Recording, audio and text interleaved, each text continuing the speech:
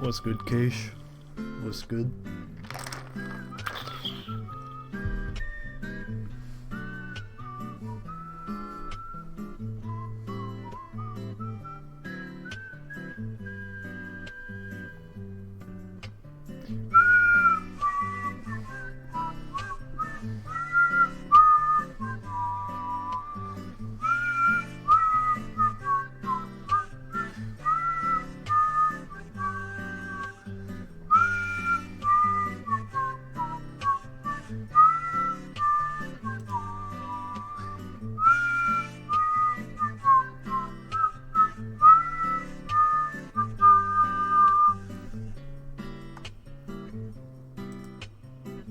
This song is the reason why I learned how to whistle.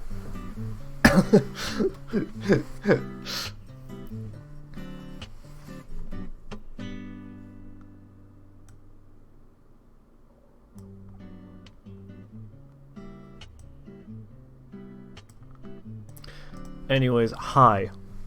I don't know where to start because I have too many things to say about this game. Is debug mode on? God, it's not. Alright, well, first thing, let's turn on debug mode, I guess. True. What's good, Canis?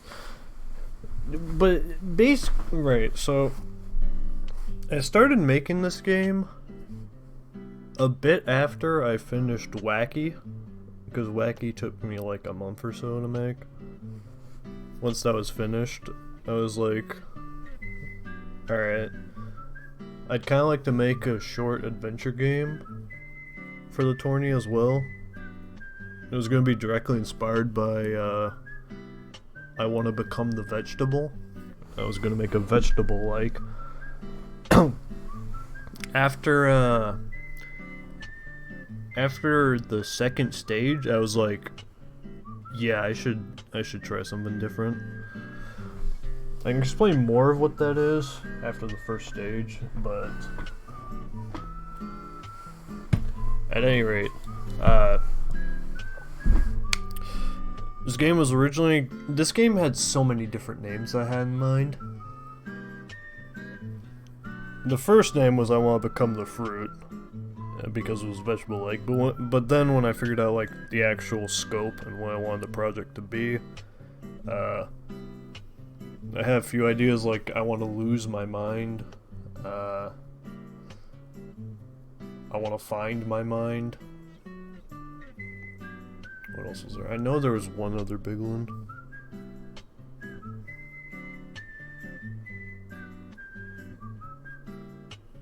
It's escaping me now, but those were some other ideas I had. Eventually, I settled on I want to look inside, because I wanted this game to be sort of a look into myself and the things I value in fan games and all the sorts of ideas that I have and that I wanted to express in the form of a game, whereas I hadn't, in a way that I haven't done before, because a lot of my games before this were, you know, like Gimmick Needle and stuff like that. I didn't want to make a game like that anymore. That wasn't what I want out of a fan game right now. And, so about this title screen, this is a big box I got from work. As you can see, the I Want to Look Inside that I drew on, I taped it to the box, because the main box, it was a Good Stuff tobacco box, and there's a big Good Stuff logo on it. So I just propped up this plank of this part of cardboard and drew on that and taped it up. As you can see, one piece of tape is not connected. That's meant to represent how much of this game is barely held together by code. How shoddy my coding is. That's what the tape is meant to represent. If you look at the dice, you can see it's 254, 459. The first one's pretty easy to figure out. The second one is Ipecac moment. There's my water bottle, you know. Duct tape represents the code. The Sharpies were there because, you know, that's what I used to draw on this. I like drawing. Well, I don't draw very much, but I always do goofy text. We got some dice to represent RNG. We got my hat. And then we got the kid's gun. You know, straight up kid's gun.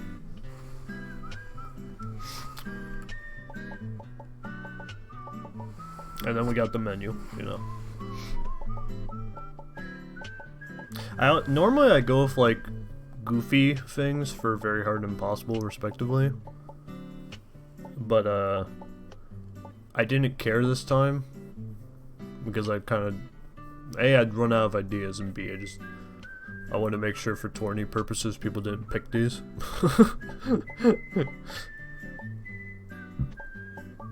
Because I didn't make it for anything other than bow or no bow. Anyways, I like the juxtaposition between this and then normal save, and then just normal menu. Yeah, what else about this? Oh yeah, this was taken in my basement. I got the box from work. Yeah. That was pretty awesome. Alright, let's jump into the game. Now let's go on save one. There's nothing here, right? Yeah, no, there's nothing goofy going on. Alright, game.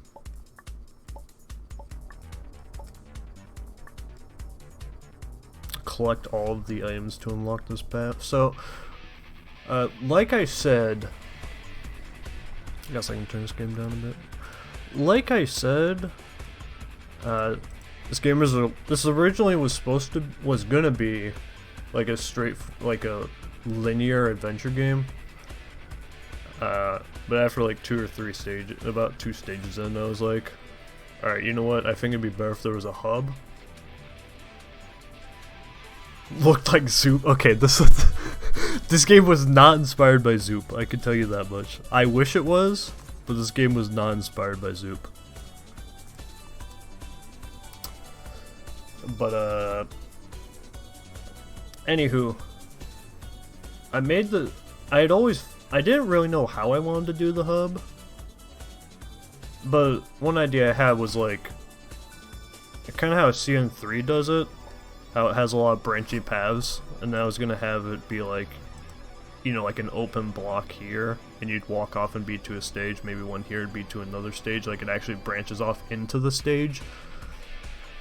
The issue is, I'd already made a few stages at that point, and I realized most of them didn't start with like walking into it, and it'd be too much of a pain for me to care to change it to that. So I didn't. So instead, I just used warps. You know, you can't go wrong. But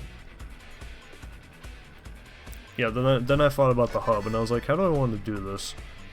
And I just I eventually decided, alright, just 3x3 room, 9 rooms.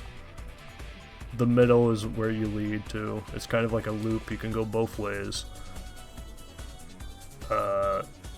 Yeah.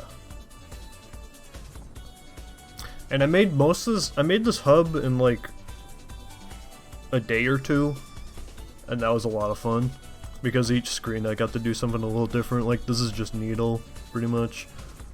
This screen, I finally started introducing flying spikes. Finally.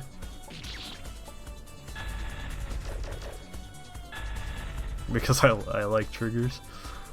I like spikes.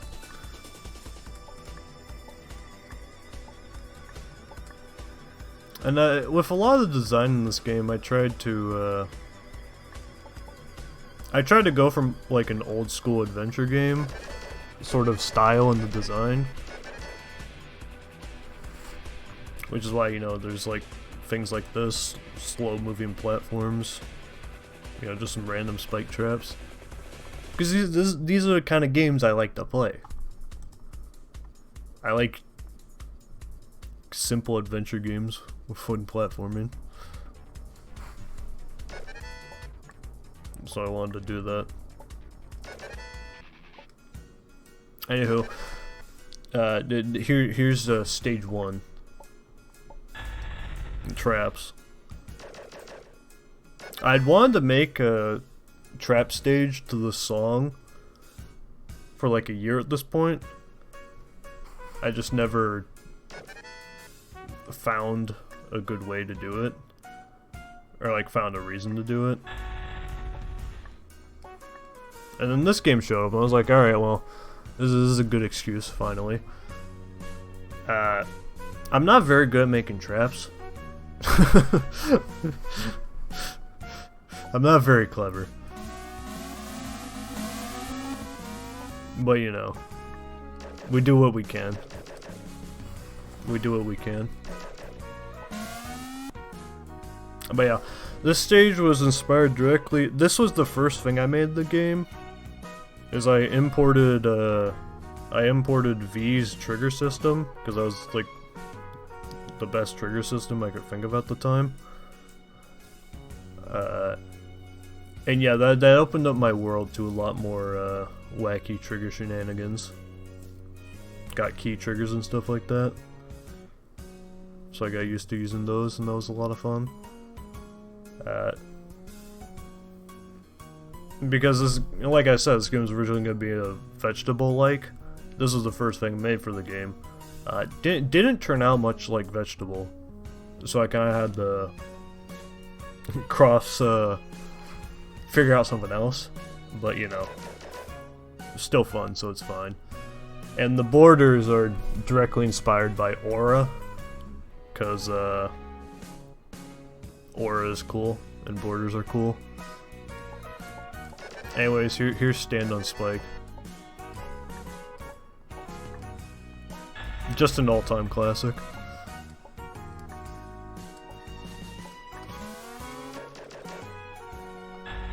Just an all-time classic. Oh yeah, right, this trigger. So I want to find the code on that, because I forget how I did that. Stage 1, 3.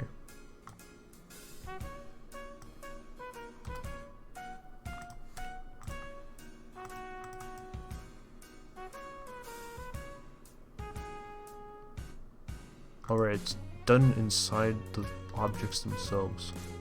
And here, if that's true... Right, instance change. Obj guy block killer. Right. Yeah, it's all fucking instance change. And it just happens every frame because it switches between them.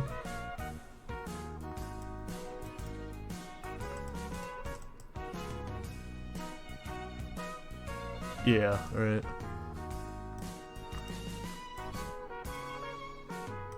Alright, based.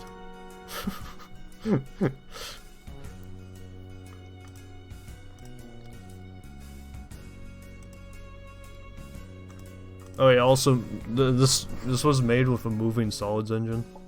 You know, just the latest nank. Which means if you don't use like a solid block, it's like...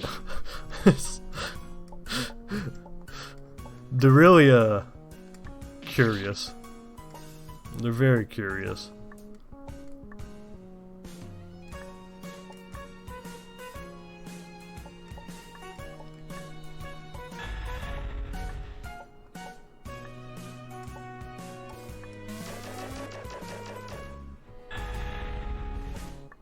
Let's just get out of here.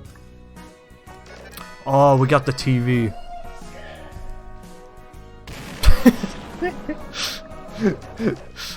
Boshi.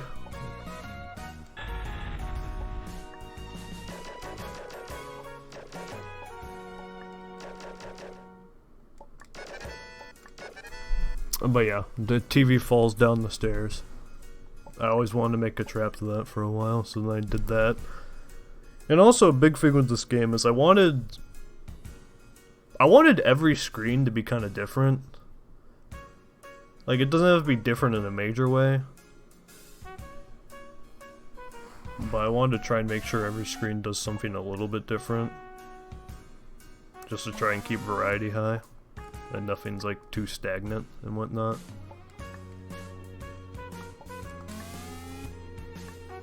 And for the most part, I think I accomplished it. Also, yeah, trigger. Obvious trap, but, you know. I'm a sucker for the classics. Alright, boss. Anyways, in this room... Yeah, shit. There's our man. I wonder if I want to make him guaranteed or not. Because I forget the odds. Yeah, right, in the creative it's visible equals true or false.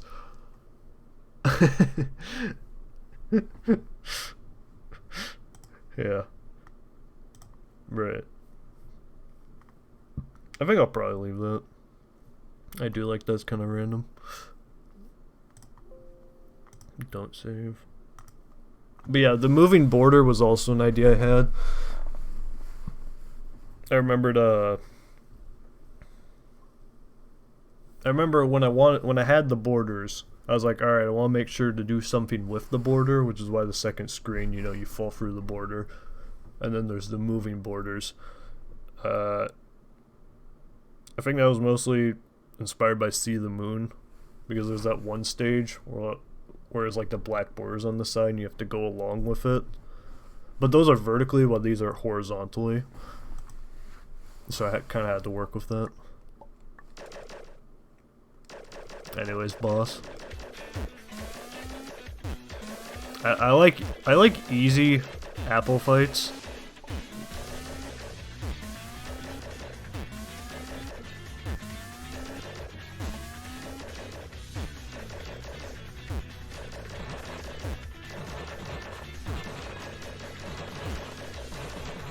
And also, yeah, because the music is good.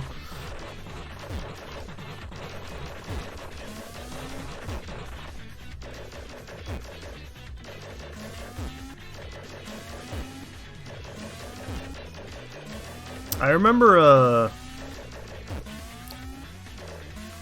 the lines attack, where it drops a whole line and there's a gap open for you to go to.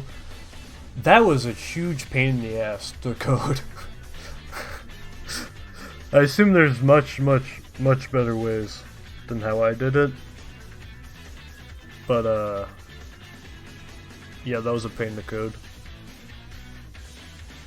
I wonder if I could show how that's done, because I think that's interesting. Where's boss 1? Stage 1. Oh right, the black borders are called either Obj Bummer Small or Obj Bummer Kill, right? Right, yeah. Oh yeah, Bummer Trig Boss 1 and Bummer Trig Boss 2. Of course, can't forget the classics. Alright, Obj Boss 1. How does... Right, those are iframes. If attack 2... Not that.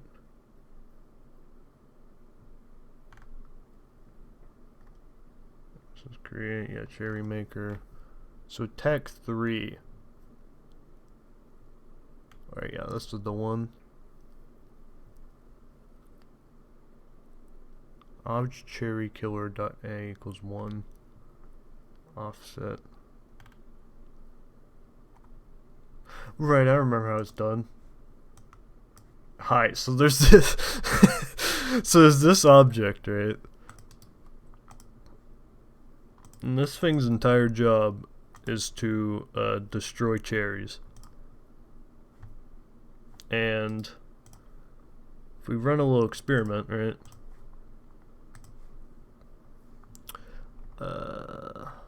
That's attack 3, right? Yeah. Attack equals... we'll have that copied. And we'll just make it equal 3 for now.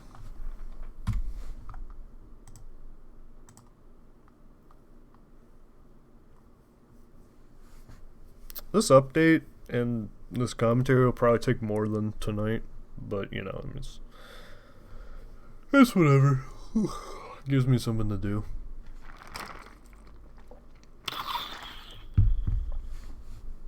I could just speed through it, but I kind of want to take my time and just talk about the game. Because I care a lot about this game. Alright, so here's how this is coded.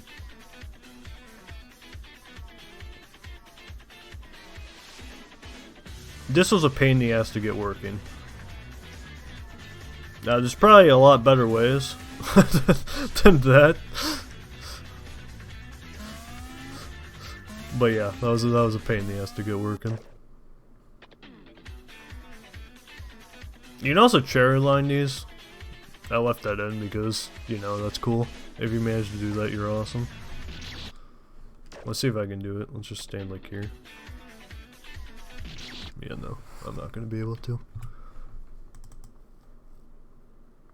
So that's how that's done. Yeah, it was a pain in the ass. Probably should have asked for help on how to do that, but you know.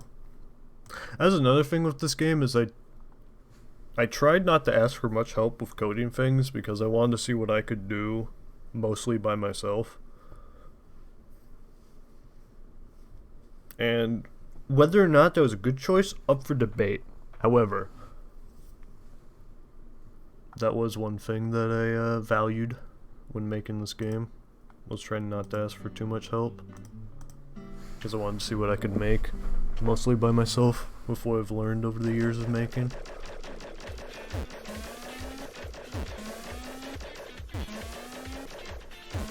What's good, Fate?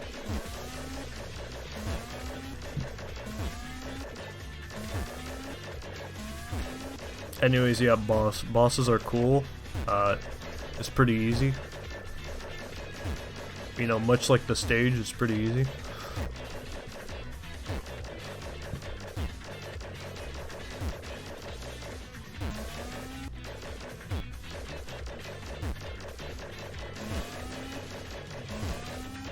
Okay, good. It's a good thing we have a second opinion. We have someone on the scene.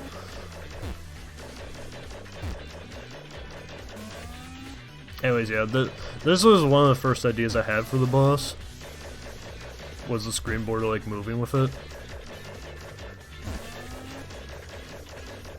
And the spike going up and down as well. I wanted to add something else going on. So there's actually like strategy in shooting the spike. I think this attack is fucking dope. Because it's simultaneously like not very hard, fair, and also stressful. Anyways, Dubsky. W. Right, so you may be wondering, where are the true cherries here, right? And the answer may shock you. Because one's the item, because you know, I want to become the fruit, you become the fruit, yada yada, fruit haver. But why aren't they just like on top of each other? Now that's a great question. Let's look at our stage 1 end. So this is the stage item.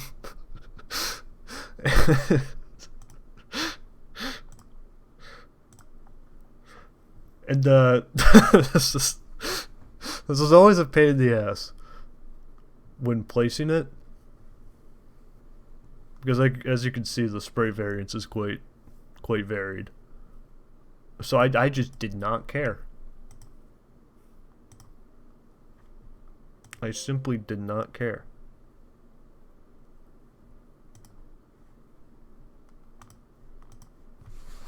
Anyways, also let me. Oh man, I saved. No, I wanted to see Leonard do. Anyways, yeah, Yakuza. Yakuza. The sub-story completion. Because I thought that'd be a good way to end every stage.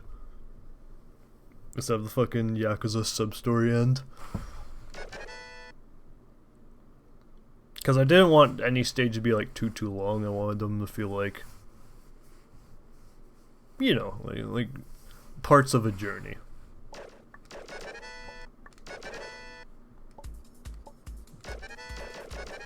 Anyways, back to the hub.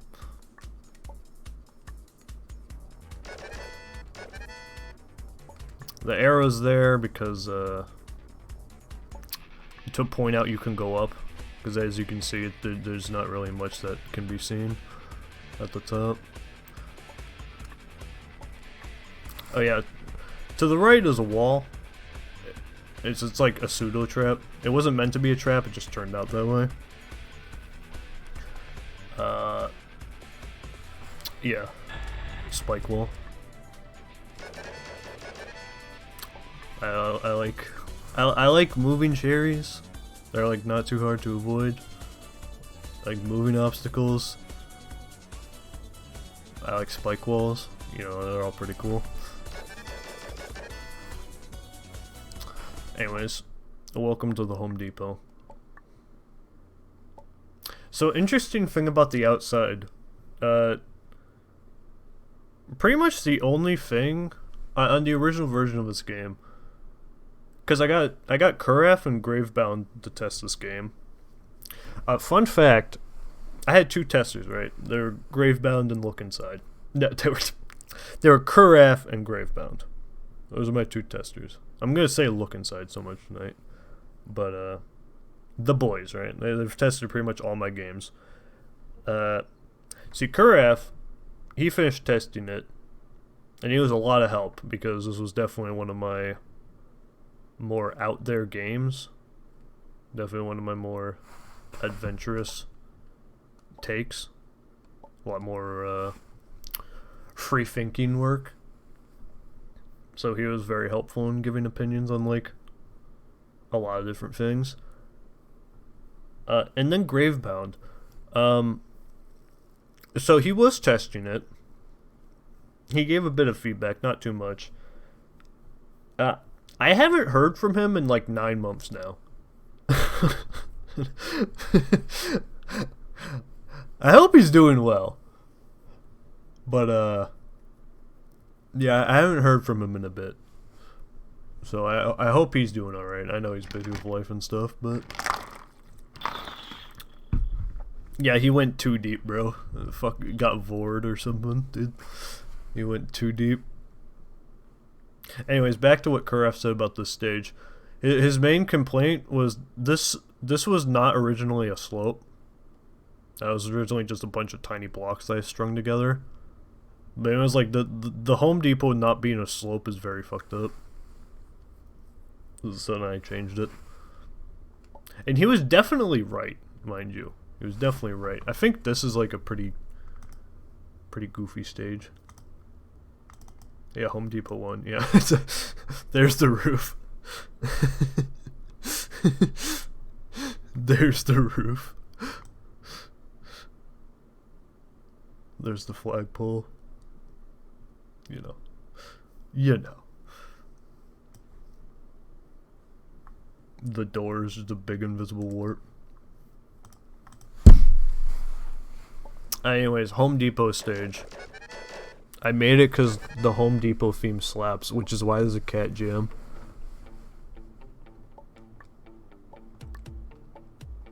And I like RNG platforming.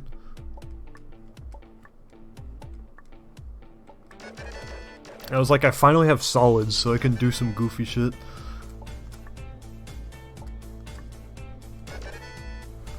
Anyways, nails.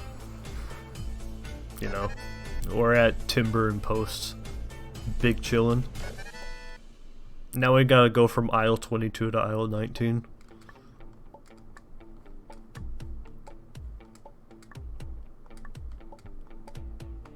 Alright, minute. Hey, we got Sonic first try. Anyways, yeah, Sonic's here because, you know, gotta go fast.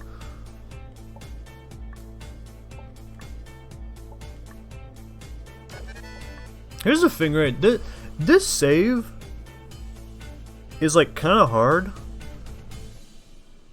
to do. Like for the first time, it's hard to do. But I think once you get it and understand how to do it. This save feels really good to pull off. So this is one of the things I'm tempted to change, but like, I kind of like how it feels to pull off too much to want to change it. So I doubt I'm changing it. But you know, Sonic's here. He's random. That's pretty cool. And another thing is a lot of like things like the band Sonic, John Arbuckle, some of the other things, the like RNG sprites and stuff that can show up, that was directly inspired by Full Techno Jackass, and I added those pretty late. I think they were a good addition. I think they had a little bit of character, at least a little bit of character. Anyways, there's the Home Depot, man. We must destroy the Home Depot, man. This was directly inspired by the Willy Wonka boss in I Want. But the one thing I wanted to make sure of is that it can be unfair. that it can be unfair and you can just get trapped.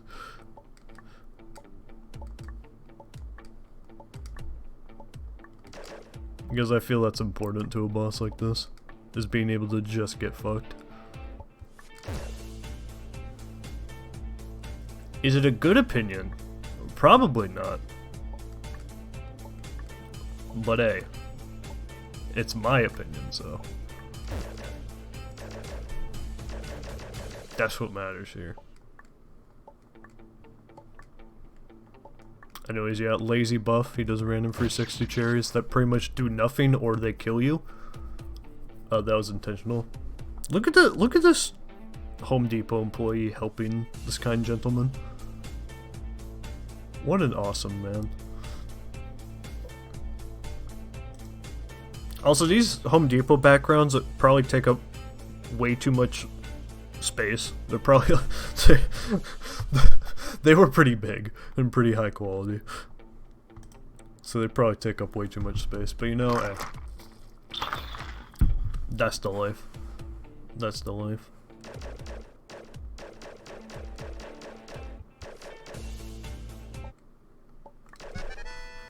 Yeah, for sure. So you notice how it says Stage 5, the power of the Home Depot, right? Stage 5.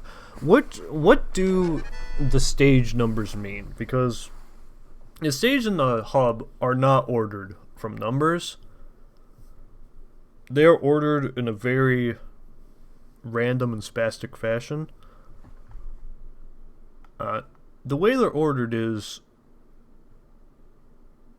whatever stage I made earlier, like this is stage 1, that's the first thing I made, stage 2 was the second thing I made, the car was the third thing I made, Bounce Blocks was the 4th, Home Depot was the 5th, Walter was the 6th, Club was the 7th, the school was the 8th, the 9th was Foxy, the 10th was Depression Needle, and that's how I did it. I just ordered them by which order I made them in, rather than like where in the hub it is.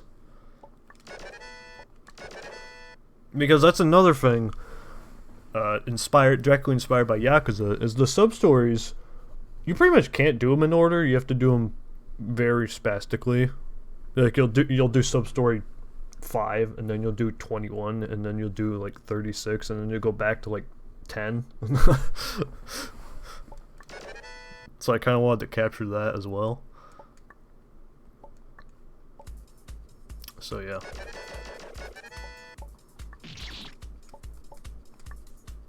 Anyways, this trigger was hard to figure out how I want to do it, because I still wanted the spike wall to appear. So yeah, getting that to work took a bit, but when we figured it out, That jump is really cool because when you're trying to figure it out, it looks fucking impossible.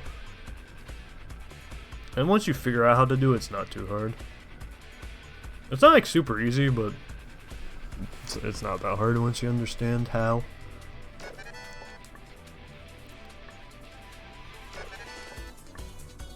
Anyways, there used to not be a save there. And you just have to do this whole thing from that save.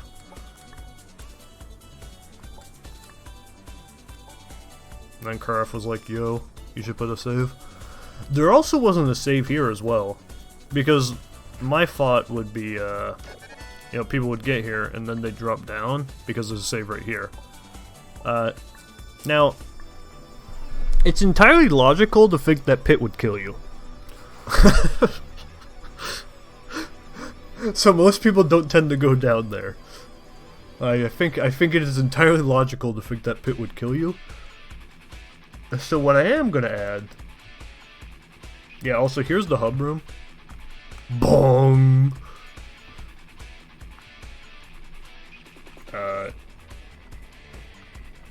Let's go to... Where's miscellaneous? Is that in anything? No, that's everything. Where are they? Killers? Not walk the ceiling, not car. Not car. Car. Got some tree. Ah, there's miscellaneous. There we go, there we go. Alright, we're gonna... Boom. Boom. Boom. Boom. You know, actually, no. Let's just do 2. Let's just do 2. Yeah, let's just do 2. So 1 there.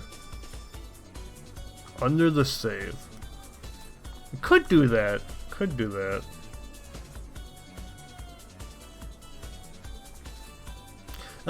That kind of looks like it might be too connected to something else, though. Like you have to get reverse gravity and then come here.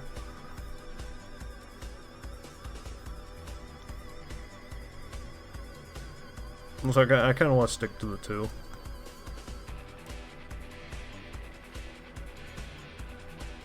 Could go with 3. Oh! Wait, that might be fire. Hold on.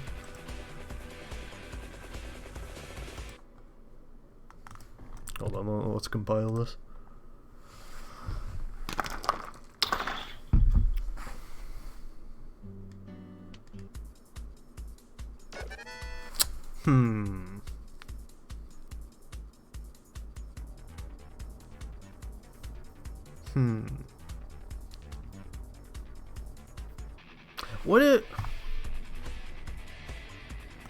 What if we did something really stupid, right?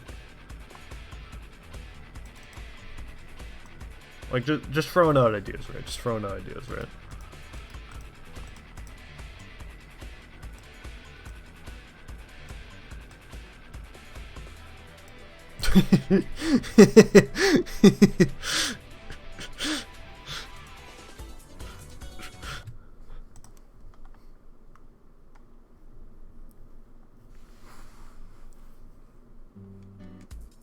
Oh.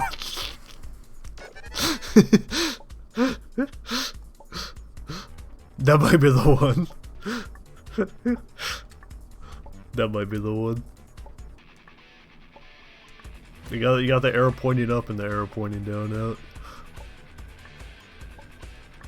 Yeah, I like that. I'll keep that for now. Just the Uno. Could all like.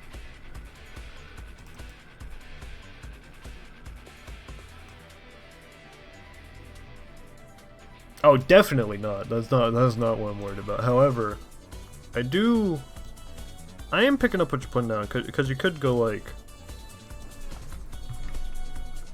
No, you want to go like. What bit? Maybe 215? No, 270, 305, 315.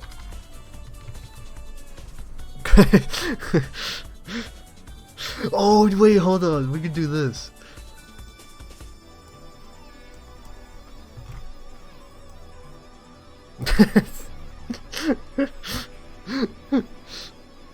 Get real goofy. See, the thing is, it fucking. I could make a new sprite and put the origin at the middle so it's easier to rotate. But also, I'm not doing this so I'm gonna remove that. Yeah, don't worry, Wonderful. The rotation function in the room editor is so fucking bad. It is so bad. Like, funny thing. Let's just experiment, right? Let's just do 180. Okay, no. 90. Man, this is actually working out with this. Anyways, a lot of times when you rotate something, it drags pixels, like, to hell and back.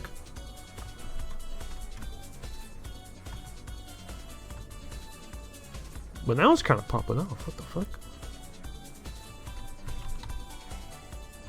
Yeah, at any rate, that is a function. It's not great, but it is an option.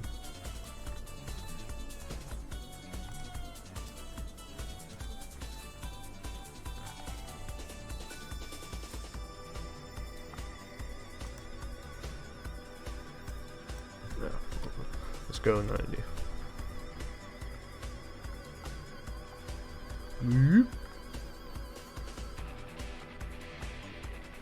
You know, that's some layers a little goofy.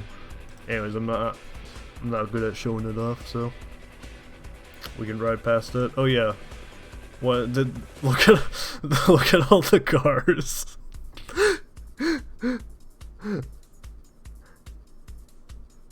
Okay, we can do that. We can do that. Right. 90.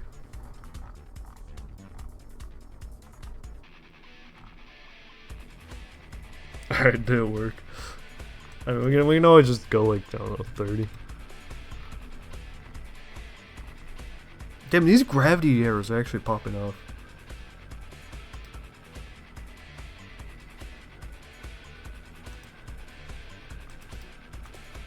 Yeah, I did notice a frame rate. I didn't want to go further because I didn't want it to fuck up.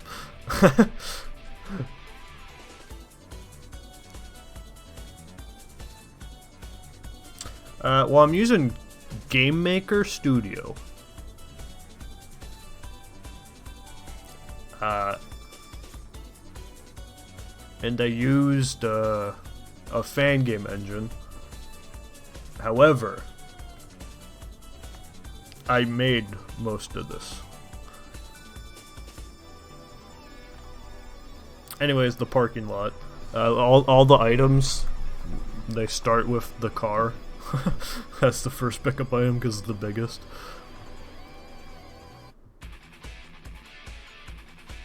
So yeah, those are the items.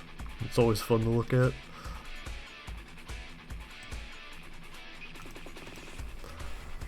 Anyways, diagonals and car.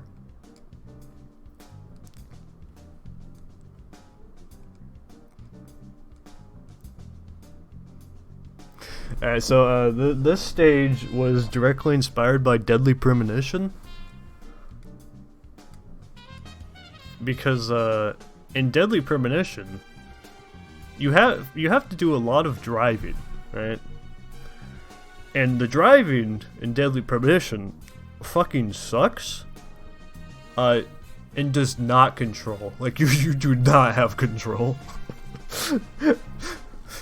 So that really inspired me, and I wanted to make a car stage that, like, functionally works, but is also, like, pretty fucking wacky. So then what I did was... Did I type Game Maker or Car Physics? Oh yeah, I typed Game Maker Studio Car Physics. Yeah, I searched on YouTube Game Maker Studio Car Physics.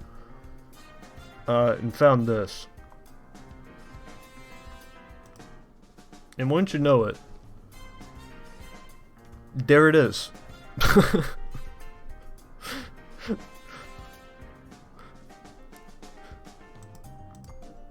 There it is. No, wait. Where? Show it off. There it is. There it is. It works! Yeah, so, a fun thing about the car, right? Uh, the car uses Game Maker's built-in physics. Because if you ever notice, right? Let's go on a Spike. Uses physics, right? It uses physics. Here's the thing, right? The physics in Game Maker Studio are so fucking bad. This was the hardest thing to work with. Like, I'm not gonna do it, but every time you modify collision shape, it like changes it from what you used last time, or what you saved it as last time. So just getting the collision right on this fucking car was a pain in the ass. There's like start awake, kinematic, all this fucking bullshit. There's like a bunch of code in this car, which is like actually pretty good. It's just I don't understand most of it. In the physics function, like the physics in Game Maker actually fucking suck. Use physics, yeah, for Kirby Golf and Marathon. Yeah, no, physics are like actually god awful. Actually fucking god awful. But it was such a pain in the ass to get to work. Eventually I did. I had to run through so many loopholes. Yeah, I know. I just I'm realizing now I could have coded this car myself. Like, this card ultimately is not that hard to code. I could have just coded it myself and it would have been much easier. However, I dedicated myself. By the time I fought to do that, I'd already put too much time in, so I was like, alright, fuck it. Let's keep riding. Anywho, there's some quirky things with this game, with this car. In the create event, it has save game. So it just automatically saves the first frame.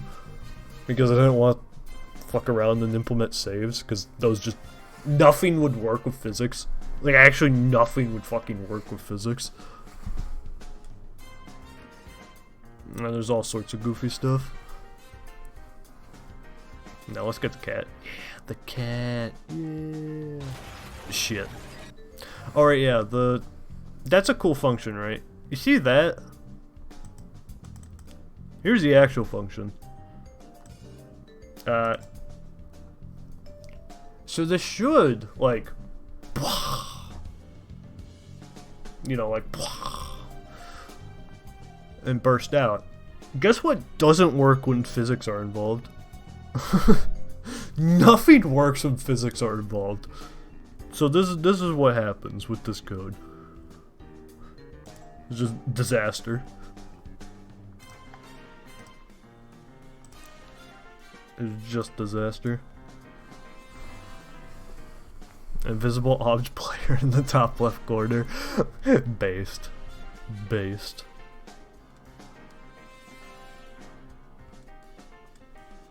Anyways. Car needle.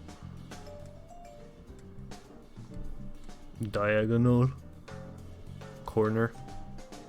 This screen used to be a lot harder, and then Kraft said, alright, this is screen 2, you should probably nerf it. Well, he was more... That wasn't even what he said. What he said was... It's like you implement a cool mechanic and all you can think is to use it for needle. And I was like, that's very true.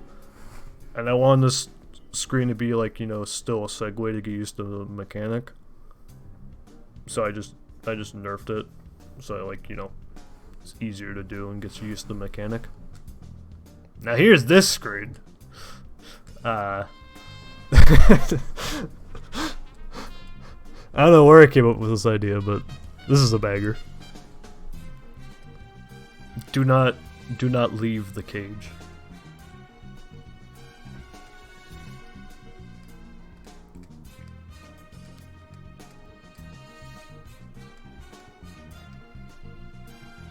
Avoidance. This is highway traffic. Shit. Yeah, this is highway traffic. Like I said, I wanted to make every screen a little bit different. So you know who expects highway traffic.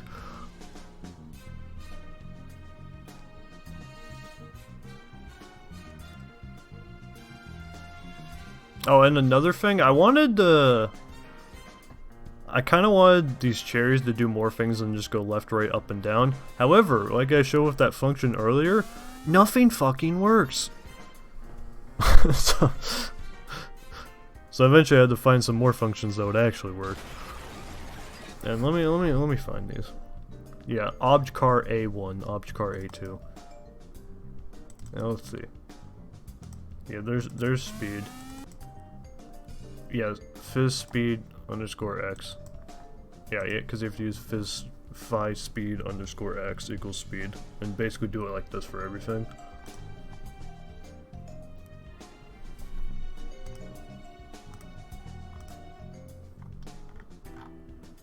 Oh yeah, I guess I should explain that too. This screen, bong. It's just a big screen, zoomed out. Which Obj camera car. This is a big screen zoomed out. Same with car 4. It's just a big screen zoomed out. It's just 2x2, but you know that's still big when it's zoomed out. Then car 5 is really big. Car 5 is fucking huge. This is a chunky one. Anyways, yeah, using bigger screens, big screens are cool. I learned that from Burnmine and Vandal. Like, it's good to have a lot of space to use, and to use a lot of space.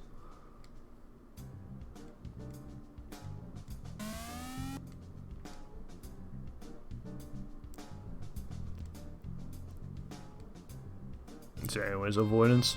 I like mini avoidances in adventure games. I think they're very cool. And people should do them more. Because they're fun. And RNG is good. Also, this warp spawns like anywhere on the screen, pretty much. Pretty much anywhere. Race!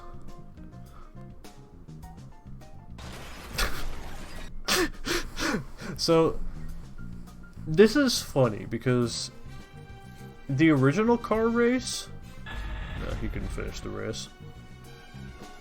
The original car race on the version I sent Kuraf, I don't have it anymore, but imagine this, right? 2 screens, and your gap is like this big, and you can only move forward. You can't like go up or down. There's like spike walls keep locking you in. It's that for 2 screens that are really slow. And then the third screen transition, you have to do some maneuverability with spikes you can't see. And maneuver around and down.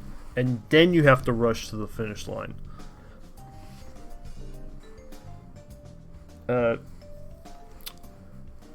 Now, it goes without saying, that room was really fucking bad. and I kind of knew it was bad, but I still made it because I found it kind of funny, and I still enjoyed it. But then Kuraf played, and he was like, "Yeah, this isn't like you gotta work on this." And I was like, "Yeah, I guess that's true, yeah."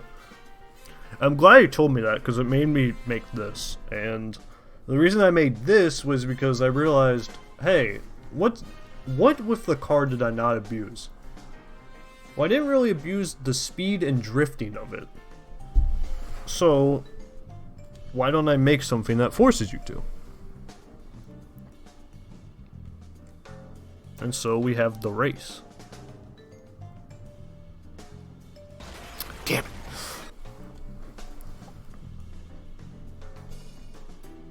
Anyways, the race is kind of hard.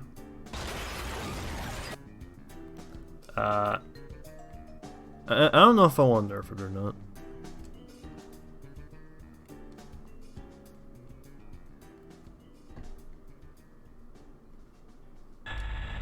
Yeah, like that barely made it, dude.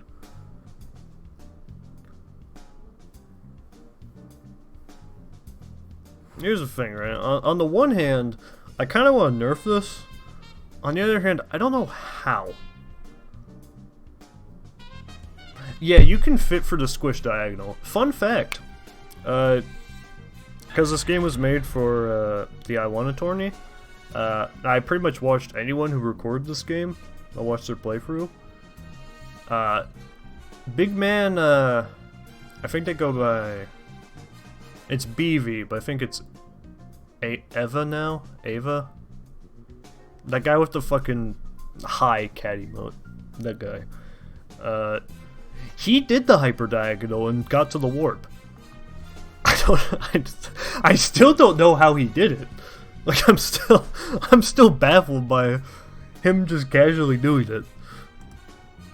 But yes, you can do the hyper diagonal.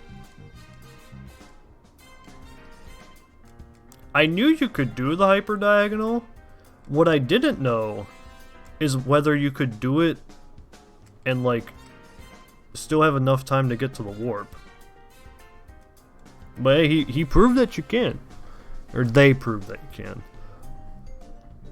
So, you know, that's pretty fucking dope. Thing is, I do kind of want to nerf this screen. But I still want to abuse... I still want the screen to abuse, you know, the drifting and stuff, right? Because that's the point of the screen. If I nerf it too far, it can be done in ways that, like, you know, won't abuse the drifting. Because that's how the screen is supposed to go, like that. You're supposed to do it just, you know, really smooth, like that.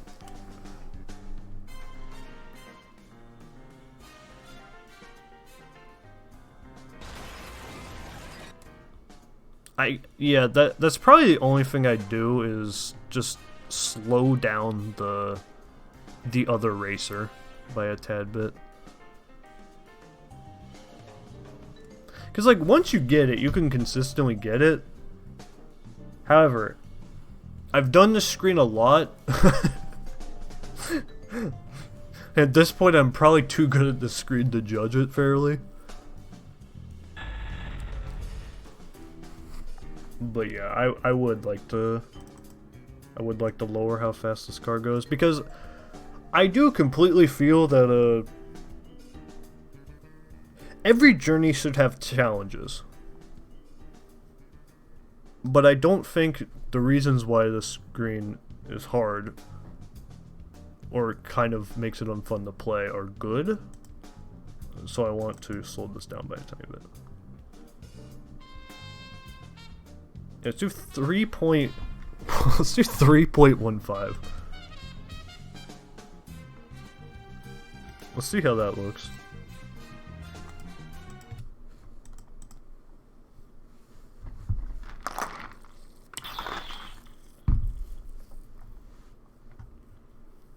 Well, let's just see how that looks.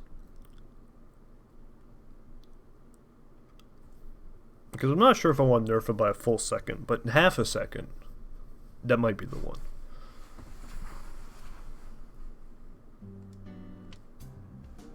Alright, let's see how close it gets when we're at the warp.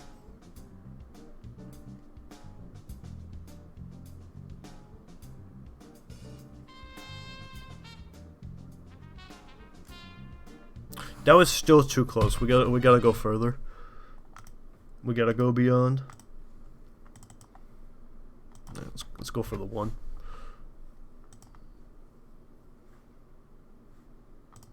Let's go for that.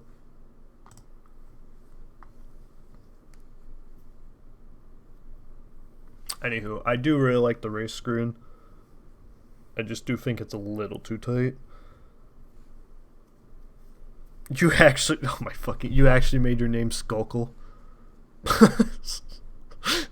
Jesus Christ, that's good. Right. But yeah, Guten Tag Skull, what's good?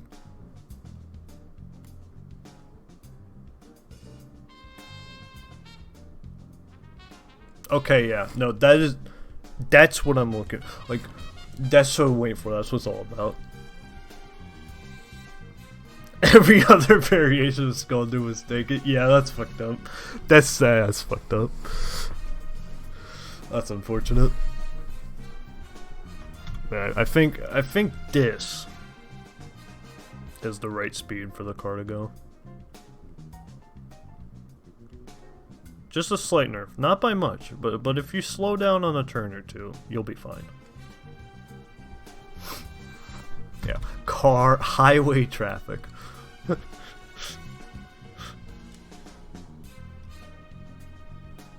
Yeah, let's get the first try highway traffic.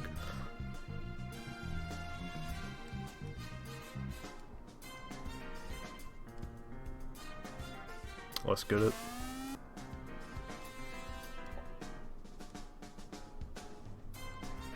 No. No.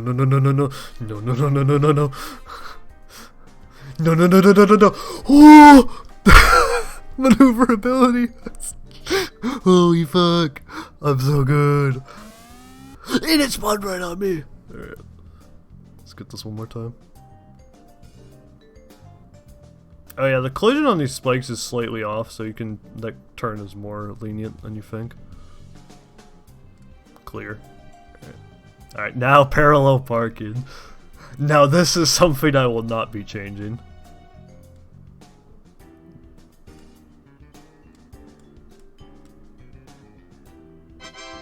Because it's just simply not very hard. It is just simply not very hard.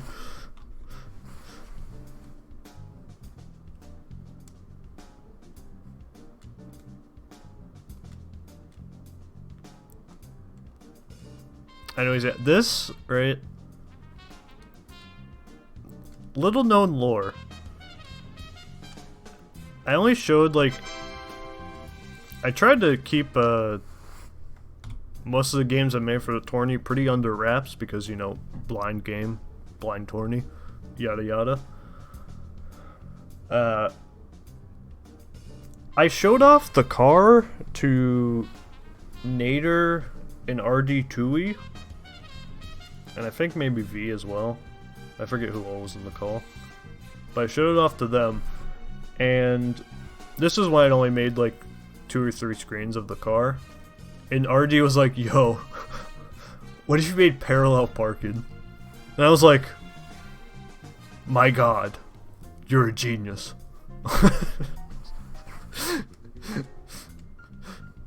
So I made parallel parking. So the way this is coded is really goofy. So, how to... Right, is it in obj parallel parking? Yes, so this is how it checks if you're parked. If obj underscore car dot y is greater than 277, with the warp, it goes up, right? And plays the sound, yada yada. So basically, this only checks if the car is low enough on the y-axis to send the warp down. Which, see, even if I wanted to nerf this screen, if I did, I would have to pretty much completely recode it, because if I make it any more lenient, you can abuse it in other ways, since it only checks for the Y position. So, it's kind of hard for me to want to change this for many reasons. But the main one is definitely, this just isn't very hard.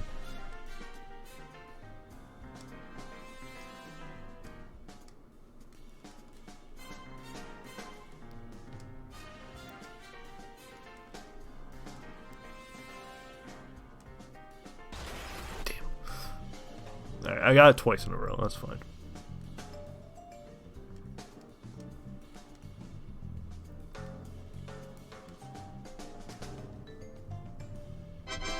Yeah, see? Parked. Anyways, I didn't want to... Gain the transition there is a fucking pain. So right now there's 2 kids on the screen. There's just two kids on the screen. They're stacked on top of each other because getting the transition was a pain. Anyways, Car Crash Simulator stage 3 clear. Because this is the third stage I made in the game. Maybe I should... Maybe I should rename it to like driver's license acquired.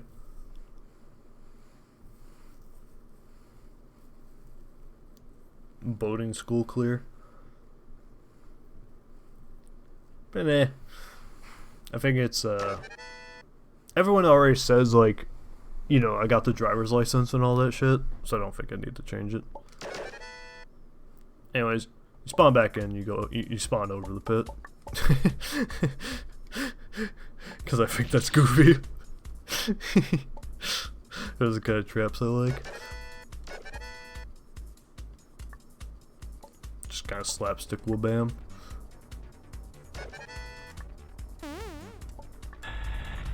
Anyways, spike wall. You gotta go back here. I like traps. I like unique traps. I like triple jump.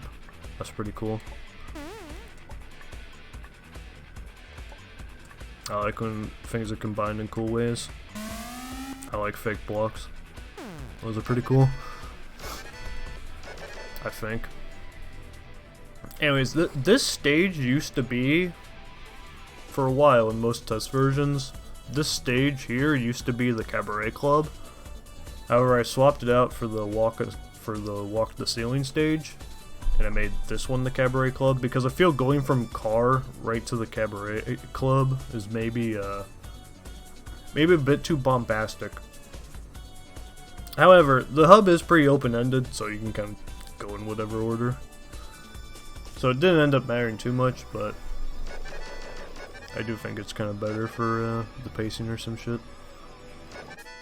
Anyways, walk the ceiling. Probably the only stage that I look back at that I'm like not the happiest with. Like, I'm still fine with this stage. There's a couple cool ideas. But a lot of it is just I didn't know what I was trying to do when I was designing it. Like this save in particular, I really just did not know what I was trying to do. I was just trying to get the feel for how the fuck to use these mechanics. So this save's like kind of mediocre. Now this save I like. Because I knew exactly what I wanted to do and what I was going for. Now, getting this to work exactly how I wanted, God was a pain, but this is a fun save to make. I enjoyed getting that together. Because, you know, I don't want you to be able to shoot this block, so I had those, but then you can stand on those, so I have to make sure you can't just, like, jump back onto while you're upside down. It's like, it's fucking... It was a whole hoot and a holler to get that to work, but eventually I did. Anyways, you see the kid wiggling? He's currently with a line 2.5. You can probably abuse that, but I don't know how, so I don't care. Anyways, this is another save where like I wasn't exactly sure what I was trying to do.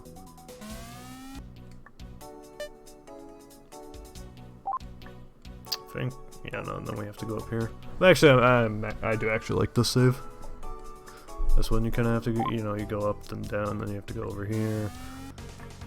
Then that one spawns, so you can't go that way.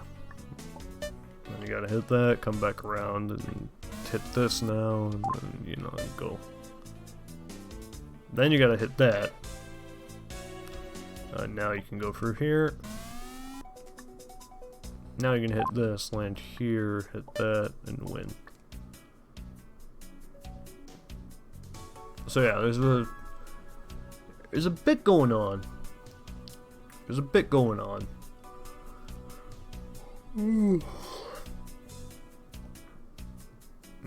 I do still kind of like the save. It's hard. It's kind of hard to figure out. I still do enjoy it. I also like this save. Look, I knew exactly what I wanted to do with this save.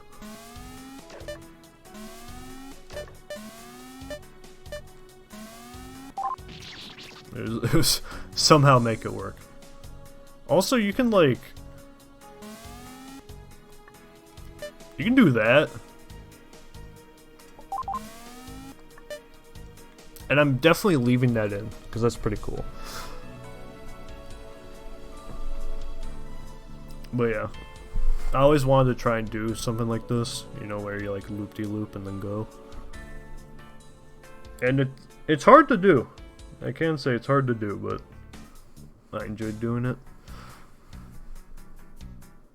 Ah, the rise! I really like this screen. It didn't used to have these speed changers. And then Carafe played and he was like, yeah, you might want to like...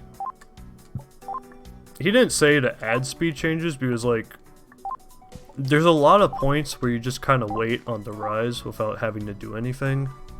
It'd be good to try to make those more interesting. So I was like, yeah, I guess I can add speed changes. That's not too hard. Because it just make it more interesting. Helps it go by quicker. Anyways, big fan of this screen. Big fan of this screen. I thought it was a cool concept to have arrives and you have to be switching between these blocks as you go up. Now this save is a disaster.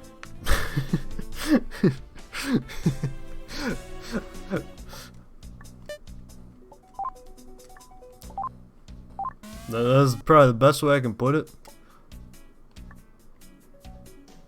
This wall of different rotations is kind of goofy.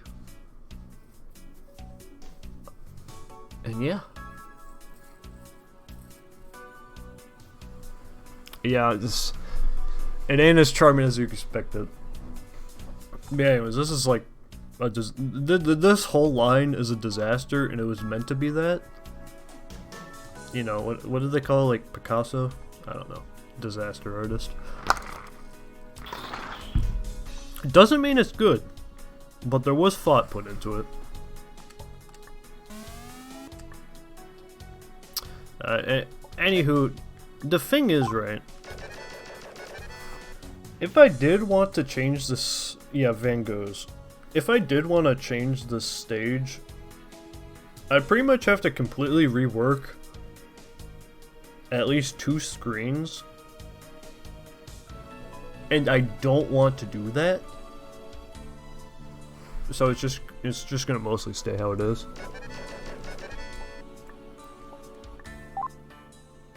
Because I tried a lot of ideas here. I think some of them worked really well, like the block tower. Right, how the fuck do you do this? And this is actually kind of cool. You can do this in a few different ways. But the save is actually cool.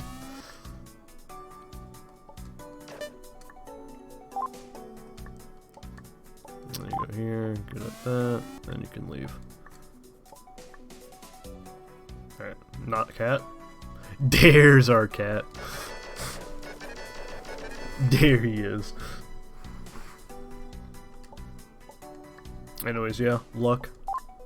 Climb up, dumbass.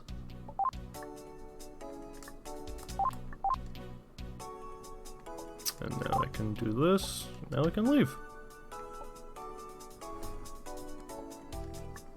I kind of want to just chill here. Talk though for a bit. Yeah, this screen. I was like, wouldn't it be cool if there was luck?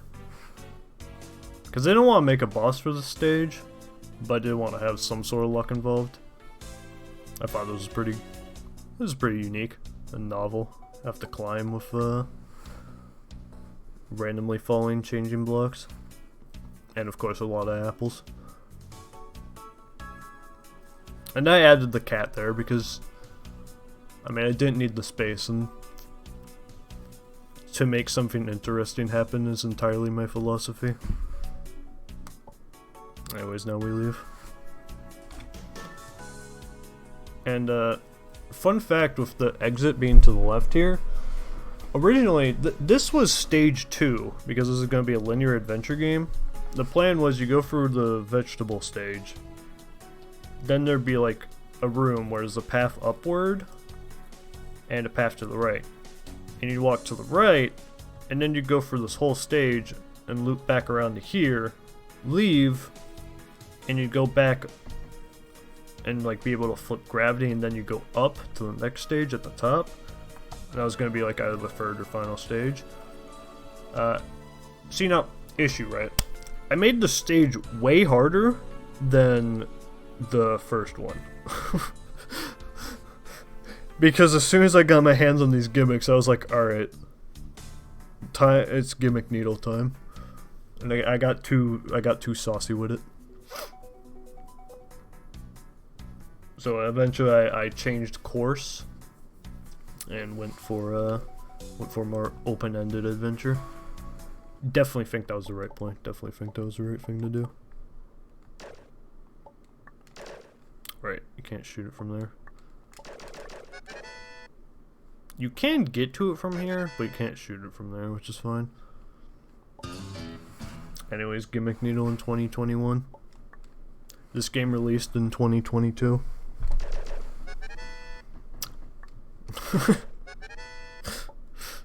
Yeah. God, I need to pee actually. Fuck. Alright, what's next? Alright, we exit out here. And now we need to commence forth. Yeah, definitely ahead of the times. Ah, shit, I failed jumping over it. What the fuck? Anyways, yeah, pastel spikes.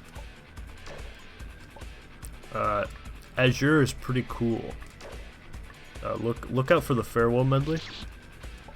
Coming soon, I think. Probably within the year. Anyways, yeah. Pastel spikes are fun. I just wanted to kind of do something simple with it. Because I know I just said Gimmick Needle in 2021, but I really tried to make this game feel like an adventure game, and I wanted to make sure all the design wasn't like too chaotic and just ended up feeling like swervy, good feeling Needle.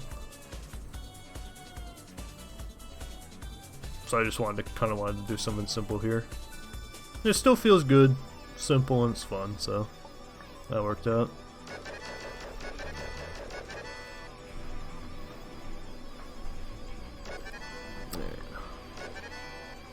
I really need to pee, so I'm gonna do that. Next up is the Cabaret Club though, and I have a few things to say.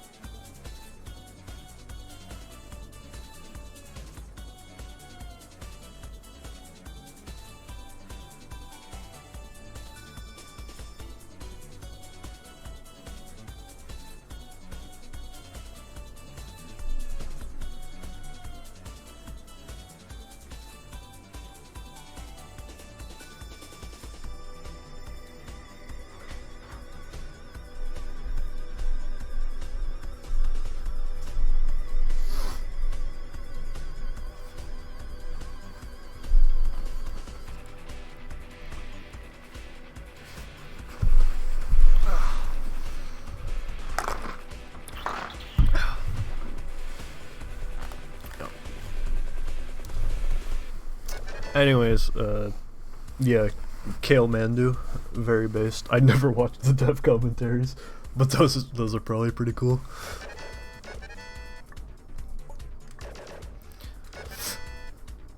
Anyhow, the Cabaret Club.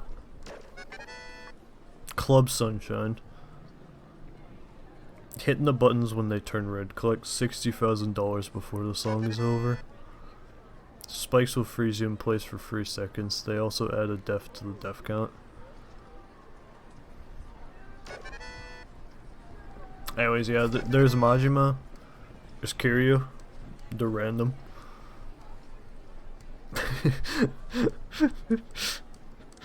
It's kind of fun resetting here. There's our boys. Anyways, the Cabaret Club. I played Yakuza 0 for about 100 hours, and I did a lot of cabaret clubbing. And I wanted to make that. So I did.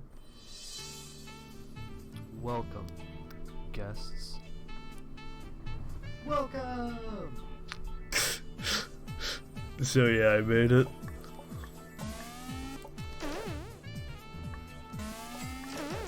So the thing about this, right? The code here is a disaster. Let's get some preconceived notions out of the way. This was always coded in a way where it very well could be unfair. And that was part of the point of it.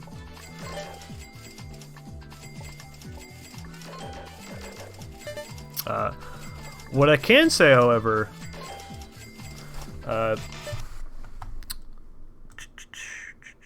where is it? There's the club.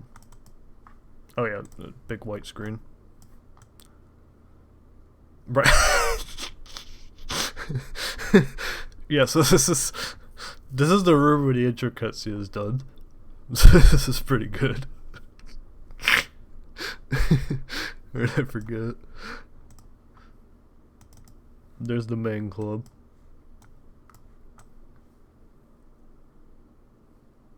So here's some unfortunate news, right? Goodbye.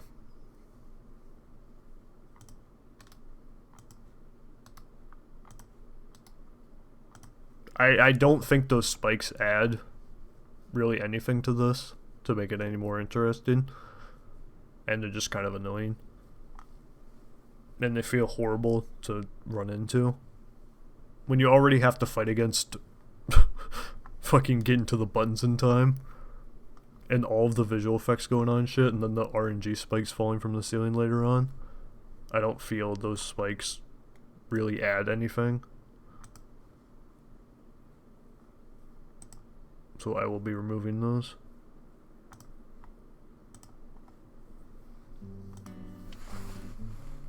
As I just did. Welcome, guests. Anyways, yeah, if you know Yak, hey, if you know, you know. Right? You just had to be there, you know.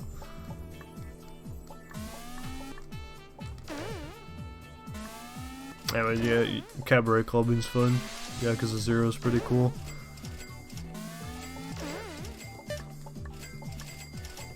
There's a couple different strategies to do this. You can just focus 3 of them and win if you get lucky enough.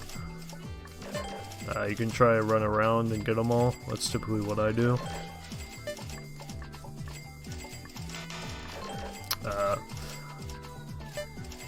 The anime girls are from Ocean Princess. They're also Vocaloids, if you didn't know. I did the sprite work on the table and chairs. Thank you, I know I did a great job. And the faces. The different emotions of the faces.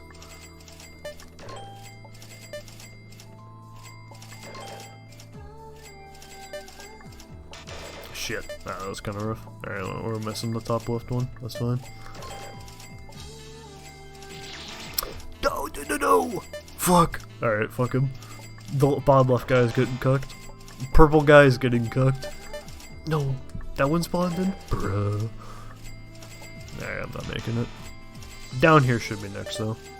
Okay, that was kind of unfortunate. Hit it. Nice. Anyways, yeah, there's...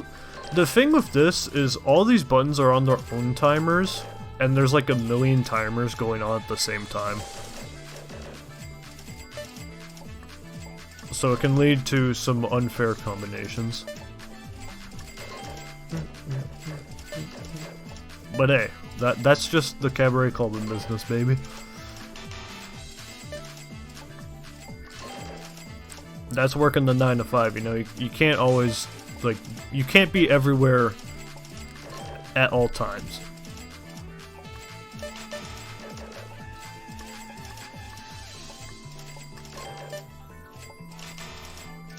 Just gotta go with the flow.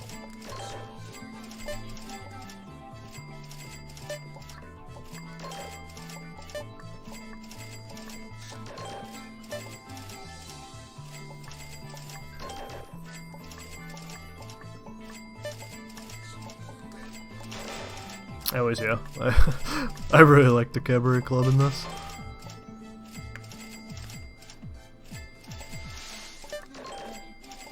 I even made it to 70, bro. God damn. I know some people had some issues with the Cabaret Club. And most of the issues I probably disagree with. However, that's life, baby.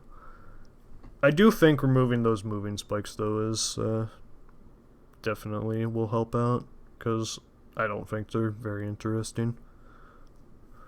I think there's enough going on to keep it interesting on its own merit that there doesn't need to be those dick spikes.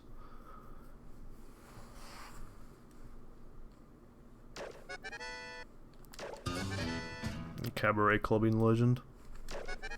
Yeah, I made that stage. That was the 7th thing I made. I made it in like a day or two. I just spent all day fucking making it. It's a disaster of code, but I made it work, so that's fine. It's fine.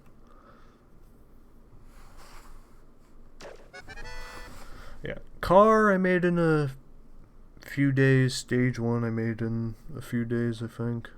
Well, give or take. Home Depot, no, it actually took a few days as well. But this I made in like a day or two. That was pretty fun. Which is why things like those moving spikes, probably didn't put as much thought into them as I could have. But you know, that's what we're here for now. That's what we're here for now.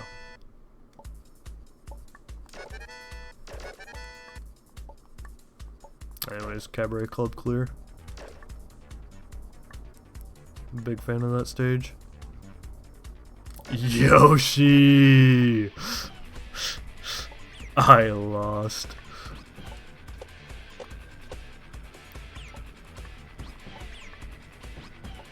Anyways, yeah, it's Yoshi. It's Yoshi. It's our favorite horse. And now it's our favorite dog. So, another stage directly inspired by Deadly Premonition.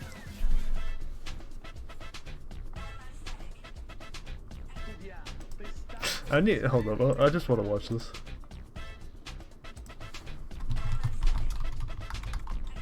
Premonition dog chasing.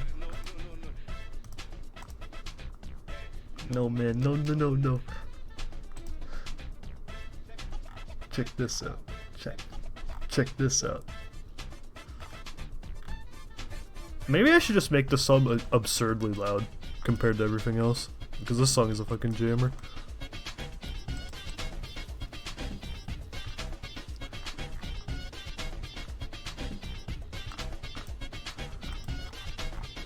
Bro, I want to find this.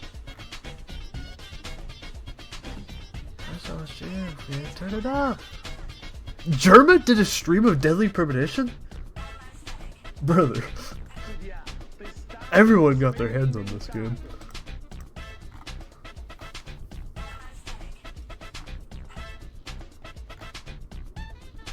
Bro, I'm gonna find some dog chasing, because I just want to show this off, because I love Deadly Premonition.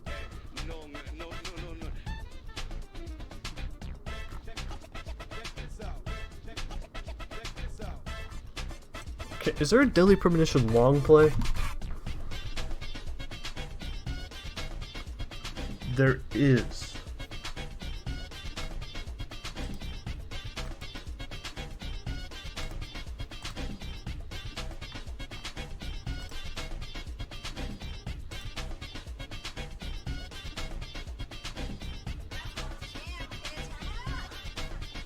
That's before that, isn't it?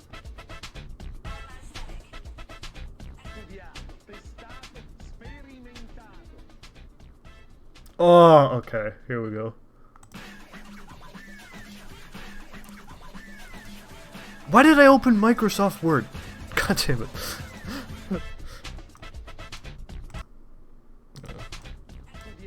Pistado, Sperimentado.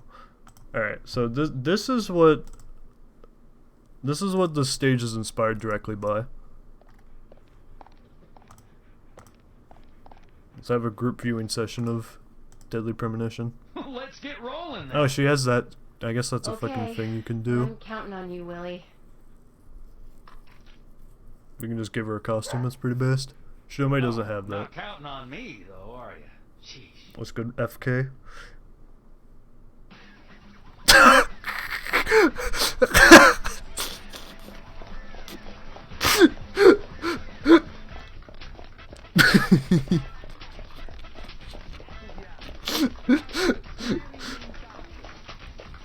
So yeah, this is the dog chasing sequence in Deadly Premonition.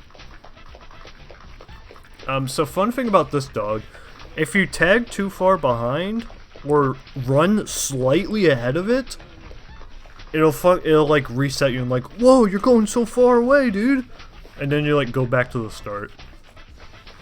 It was fucking awful, but it really stuck with me.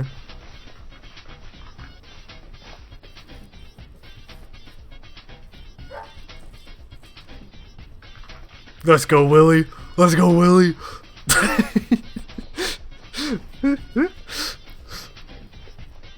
So yeah, this is what this stage is inspired by. I had some great inspirations for Look Inside.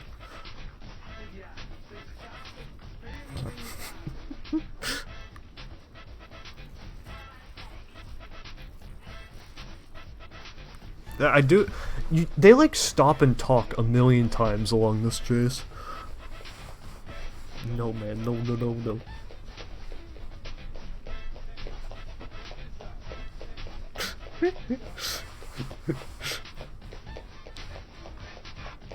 Is this the first stop?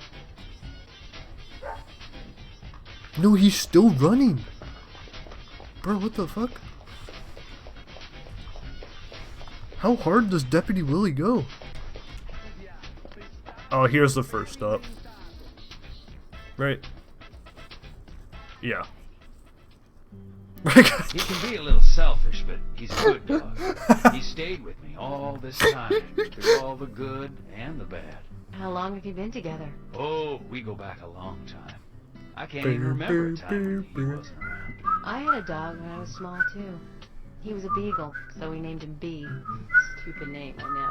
He hated being left alone and always followed me around. I could tell him anything, even things I couldn't tell my parents. Oh yeah, by the way, to give context to this dog chase, they're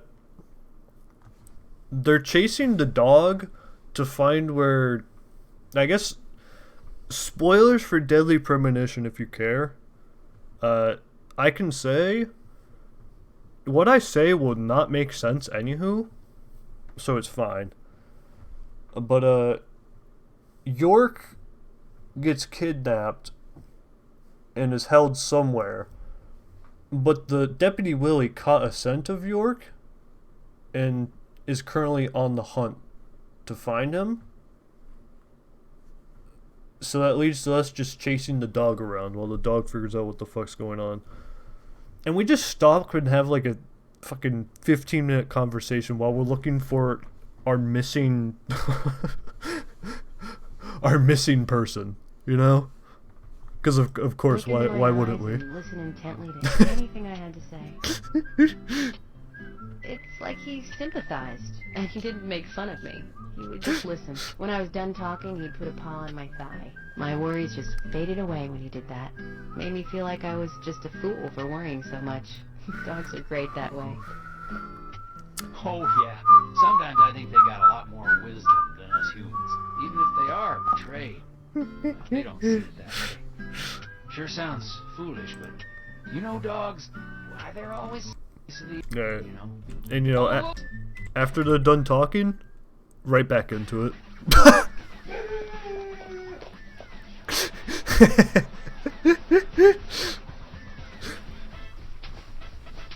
Oh, that's big.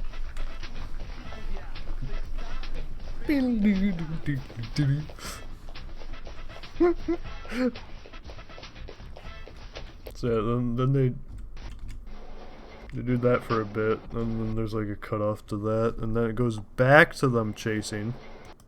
And there's that cutoff, and it goes back to chasing the dog.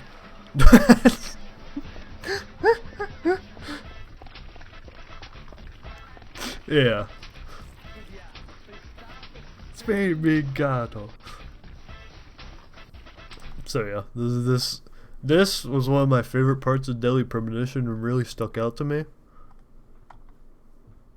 So I wanted to do something inspired by that.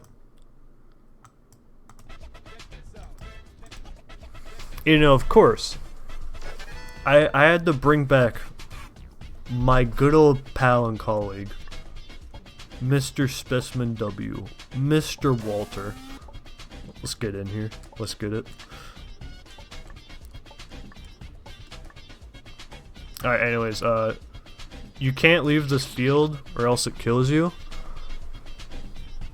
This was inspired by, let's find it.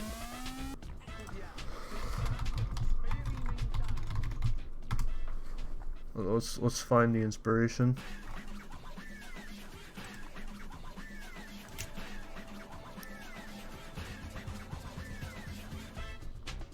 Where's that fucking screen?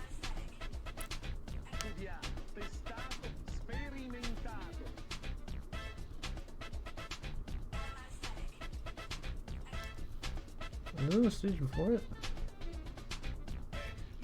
Ah, here it is. This screen from fucking Cultured One from Rose Gear. I've seen shit like this done a few times, and what always pissed me off is it'd be a border and it'd fucking kill you, so it'd be extremely uncomfortable to play. So I wanted like a border mechanic that didn't have the edges that kill you, because that fucking pissed me off.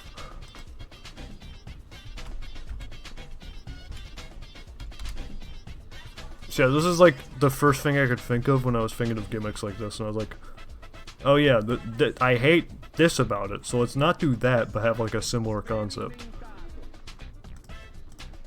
So we have Walking the Dog. Yo, Charlie Brown! Anyways, there used to be, no, let's get Charlie back. No, let's get Charlie back. There he is. This screen, there used to be a whole platforming section up here. It was a lot of corridor needle, like a gate, a diagonal or something, and then it led down here, and you go through here. The thing is, it was slow and kind of boring, so Craft was like, hey, if you could make this more interesting, that'd be cool. I was like, alright, I'll add speed changes, and take out the needle part, or like the needle first part. And I think that was a better change, because I think the speed changes here help keep it more interesting. He also complained a bit about this ending part. However, this I never changed. Because it's too fucking genius. And I'm way too happy with it.